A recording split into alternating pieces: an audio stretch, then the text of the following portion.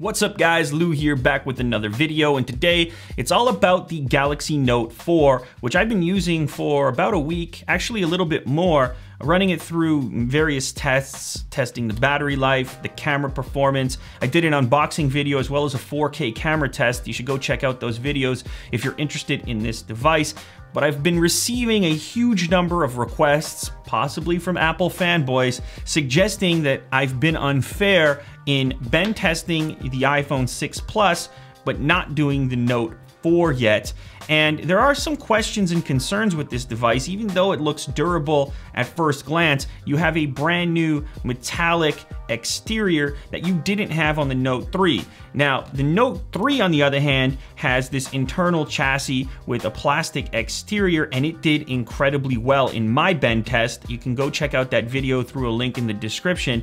It's one of the toughest devices that Consumer Reports tested as well, holding 150 pounds of force before completely giving in, whereas the iPhone 6, for example, is less than half that at 70 pounds of force. So a very durable device from that perspective. But can Samsung keep it up with their latest, the Galaxy Note 4? Let's go ahead and do this test. But before I do that, I do want to mention that, of course, don't do this yourself. Do not attempt this at home. That is not smart. And on top of that, this is by no means the critical test to determine a phone's durability. It is a benchmark. It's just showing you that under the force of my hands, these things are capable of bending or not. And for the people who are going to go crazy suggesting that all phones will bend, that is also not the case. I have another link in the description to a much larger selection of devices that were all bent in one video, or attempted to be bent. So yes, there's a benchmark. It's up here. The Note 3 is at the top of it with 150 pounds of force.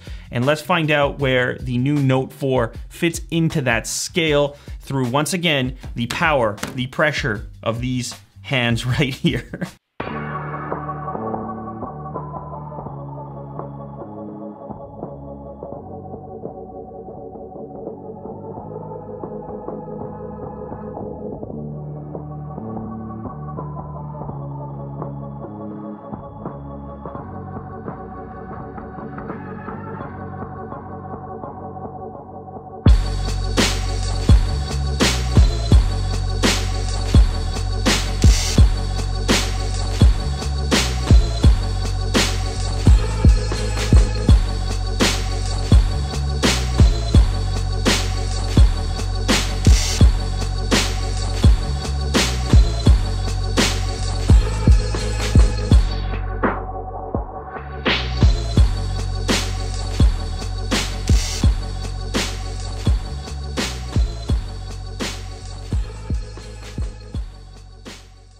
All right, so there you have it. The Note 4 does bend a little bit, and funny enough, it's in the exact same spot as the 6 Plus.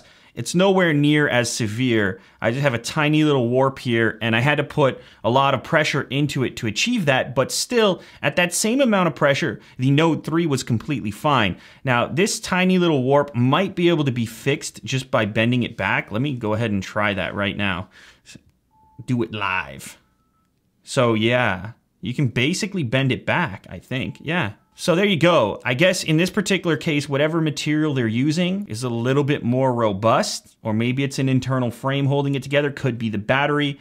It will bend, but not nearly as severely as the 6 Plus. So can you bend any phone? Yes, of course. At a certain amount of pressure, every phone will bend. The question here is how easily and how often, and of course time will tell as people use these devices for more extended periods. The purpose of these tests for all of you haters is to put these phones in an extreme condition. For obvious reasons, I can't test these things for 6 months and then tell you what happened in my pocket. All I can do is apply the force with the tools that I have available to me to give you potentially some insight into what it takes to achieve a bend in any of these phones. And as you've seen in my previous bend test, which will be linked down in the description, each phone performs differently, and that's the key characteristic. I am really sick of these reports coming out saying, of course, you idiot, why are you bending phones? That's not really the conversation here. The conversation here is, why are other devices engineered manufactured to a specification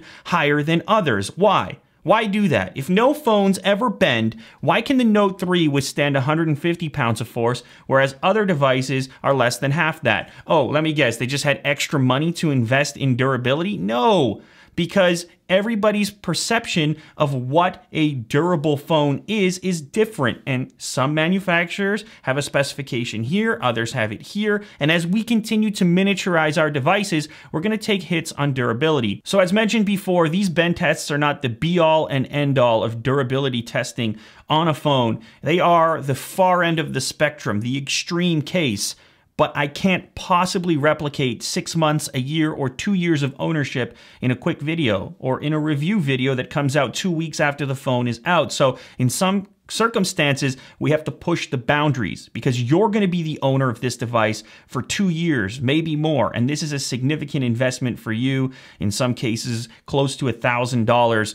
So I can't see why having extra information to work with could possibly be a bad thing. So if you appreciate this testing and me essentially sacrificing personal devices to get this info out to you, then please remember to leave a thumbs up down below. And also chill out on the fanboy stuff in the comments, okay? This is all positive information for everyone, and if anything, it's gonna lead to tougher devices in the future. So there you have it. Another bend test video in the books. The Note 4, it can be bent, not very much, with a lot of force, and then it can also be bent back without any real issue regarding the integrity. At least that's what I just found out right now.